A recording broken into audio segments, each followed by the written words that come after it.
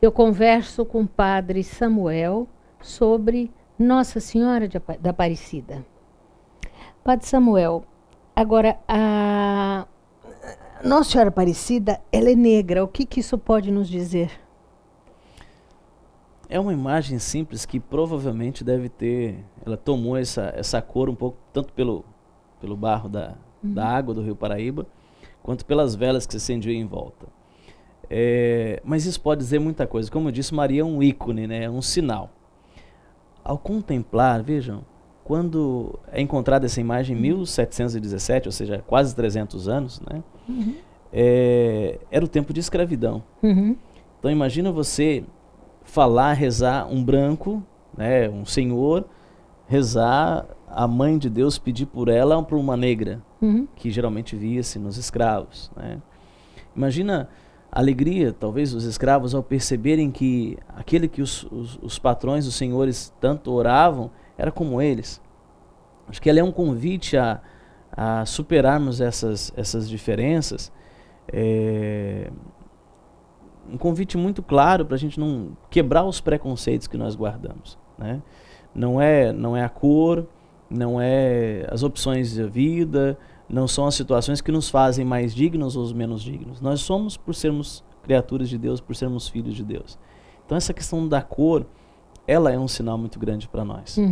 Né? Um país tão misturado com essa miscigenação. Multirracial, na verdade, multirracial, né? E depois outra coisa que me chama a atenção também é o tamanho da imagem. Ela é uma imagem pequena. Essa tem um pouco menor, mas tem pouco mais de 30 centímetros, né? Podíamos ter copiado, feito uma imagem em tamanho natural, uma obra escultural, né? Uma imagem bela, não é uma imagem tão bela nos detalhes assim. Isso quer dizer que esse ícone, não é esse sinal, ele é apenas um sinal. Eu preciso entrar mais dentro desse mistério e a partir dele viver o Evangelho. Isso é essencial, né? Agora, o que dizer, né? O que você destaca nessa devoção à Nossa Senhora da Aparecida? Eu destaco essas questões. Eu acho que primeiro nos chama a atenção porque não é algo tão extraordinário. Até é interessante uma coisa que às vezes as pessoas acontecem, abrindo um parênteses, né? Às vezes as pessoas aparecem perguntando o que eu faço com as imagens que estão quebradas, ou alguém da minha casa mudou de participação em outra igreja e agora não quer mais as imagens, o que eu faço com isso, né? E era um costume antigo, quer dizer, alguma imagem quebrava, você jogava no rio ou se enterrava, né? Hoje, num ambiente urbano, a gente não deve aconselhar, até por questões mesmo ecológicas, não jogar nos rios, nem enterrar, nem temos espaço. Mas a imagem pode ser quebrada, moída. O que você não deve fazer é de alguma forma profanar-se, como se fosse, eu pego uma foto de alguém que eu respeito e que eu gosto e vou colocar para pano de chão, ou para pano de chão, alguma coisa assim. Então acho que é uma questão simplesmente de respeito, mas essa é uma maneira, assim, aparece de uma maneira muito simples e ganha um significado na vida do povo. Depois a questão da cor, né, que a gente já falou, o fato de ser negro nos convida a lutar contra os preconceitos raciais, mas também outros que nós carregamos na gente. É preciso superar essa barreira primeira para compreender o outro tal como ele é, não como que gostaríamos que ele fosse. Agora, uma outra coisa assim, né? O maior lugar de peregrinação, não é, o Santuário de Aparecida. O que nós podemos encontrar lá? Bem, no Santuário de Aparecida ele se tornou uma casa, a casa da mãe, como costumam dizer. É um lugar que acolhe todas as pessoas. E ali, quando nós encontramos, é interessante, acho que todo mundo poderia fazer um dia a experiência de visitar o Santuário de Aparecida. Porque o fato de você chegar, de entrar naquele espaço, traz a gente uma sensação, um sentimento de paz, de estar numa casa, num lugar, numa casa, num ambiente que é realmente de Deus, onde Deus está presente. E ali no santuário nós temos, primeiro, o santuário, que tem um altar central, né, onde são celebradas as missas, as eucaristias. De um lado o trono de Nossa Senhora, onde fica a imagem que foi encontrada. O santuário é uma construção enorme, né, muito grande. Mas outros elementos em volta que nos ajudam.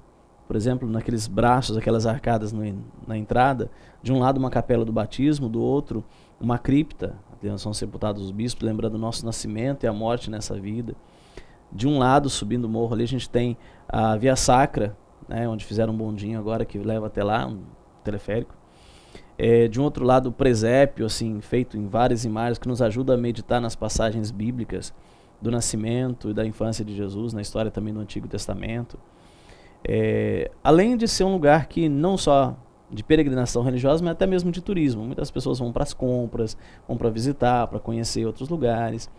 Então, é um ambiente muito completo, que eu acho que, como pessoa e como família, vale a pena qualquer pessoa conhecer o Santuário de Aparecida. Agora, já estão sendo feitos preparativos, né, dos 300 anos do encontro da imagem com o Papa Francisco, não é verdade? Isso. Conta pra gente. Inclusive, recentemente, voltei de um encontro lá, de um projeto chamado Rota 300, que é um projeto para a juventude, né, em vista dos 300 anos. A imagem foi encontrada em 1717, então agora 2017 completam 300 anos. Várias celebrações já estão sendo feitas, né, em vista disso. Inclusive vai culminar aí com a presença do Papa Francisco, como ele mesmo já anunciou na última estada dele aqui, que viria por ocasião dos 300 anos. E é uma pessoa que tem sido para nós um sinal dos tempos, né? Não só para os católicos, mas para o mundo todo. Né, para os cristãos e para todas as pessoas, mesmo as que não têm a fé em Jesus. Ainda, agora há poucos dias, em um círculo de conversas, alguém disse assim, olha, eu estava falando assim, eu na minha igreja não boto a mão por ninguém, nem por qualquer padre, nem por mim mesmo, nem pelo Papa. Aí ele falou assim, estranhei que alguém que é ateu, né, disse assim, não, mas pelo Papa eu boto a mão, por Francisco eu boto. Falando exatamente da Laudato Si, que é a última carta que ele escreveu sobre ecologia, né? E de fato ele nos convida a enxergar a natureza, enxergar a criação, enxergar a humanidade com outros olhos. É um profeta dos nossos tempos, né? Sem dúvida nenhuma é alguém que encanta pelo jeito de ser, né? Não só pelo que fala, mas pelo que é principalmente. Isso nos leva à mensagem final, uma pena que o programa acabou muito rápido, mas falando do Papa, que realmente me parece uma pessoa bastante santa, mensagem final para o nosso telespectador.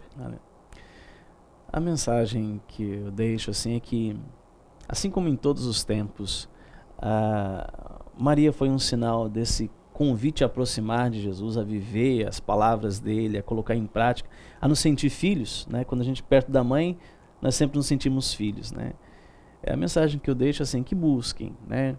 Sei que tem católicos, evangélicos, espíritas, ateus que vão estar nos acompanhando, mas que busquem, né, a tua forma de enxergar a Deus, busquem a verdade, busquem o bem, que Maria seja um sinal para nós, para nos aproximarmos dessa verdade, desse bem, que eu acredito é Deus, e que pela nossa fé cristã, que a maioria de nós recebeu, nos ajuda a viver o dia a dia nosso de uma maneira muito diferente, né? Então, que todos possam ser abençoados por Deus. E eu agradeço muito, Mônica, o teu convite, e é uma honra poder estar aqui. Que Deus te abençoe também, que Nossa Senhora Aparecida que assim sempre seja. te acompanhe. Muito obrigada, e que assim seja. Amém. Obrigada. Até o próximo Arte de Viver. Tchau, tchau.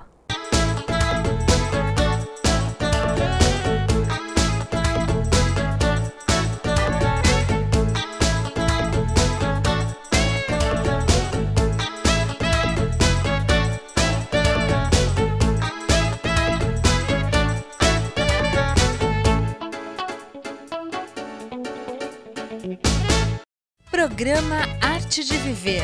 Apoio Sicom, Sindicato dos Condomínios Prediais do Litoral Paulista, a mão amiga no momento certo. Comunicado. A Escola Santista de Astrologia está com inscrições abertas para os cursos regulares de formação em astrologia.